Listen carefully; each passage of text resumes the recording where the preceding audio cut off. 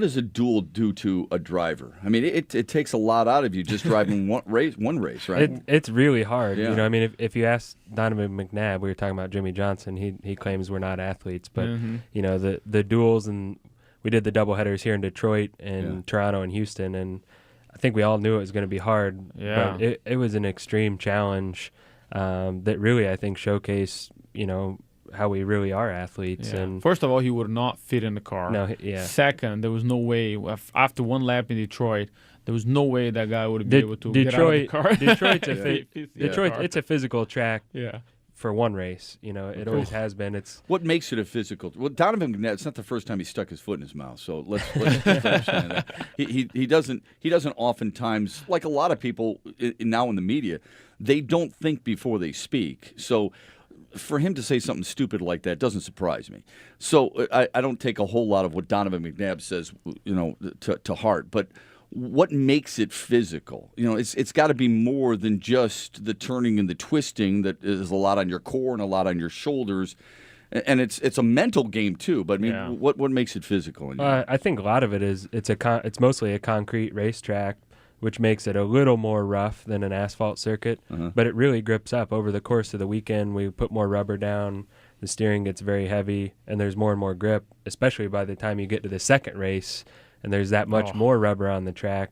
The car keeps getting more grip, and the steering gets heavier as you're getting more tired too. So it's really imagine you're holding a dumbbell of about 30 pounds, you know, for 2.5 hours.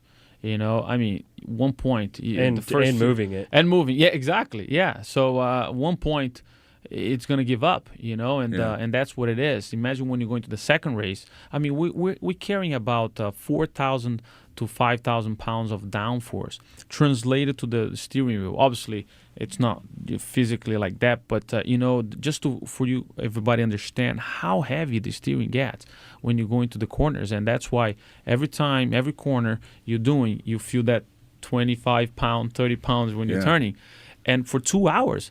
Man, it wears you out big time. You and I talked about how you work out. Yes. You know, so a lot of us get caught up in football and basketball and hockey players and see how they work out. Okay, how do you guys prepare for something like this? Are you in the gym?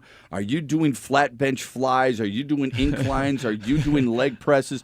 What do you guys do to prepare for a race? That's very good because, you know, when you compare those sports, they're physical sports. I mean, they got to have muscle. They got to have power so that it can knock the guy down, kind of. You know, for us, it's not like that.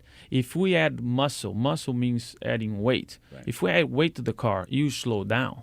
So you got to be lean. You have to have endurance to sustain those 2 hours of racing.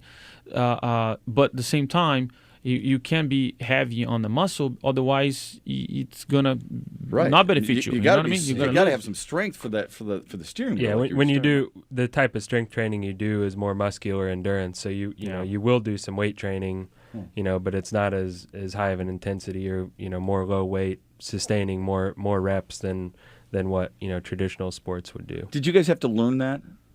Learn? Learning to drive one thing, but learning your body and learning what it takes to be successful are two different things, I would guess.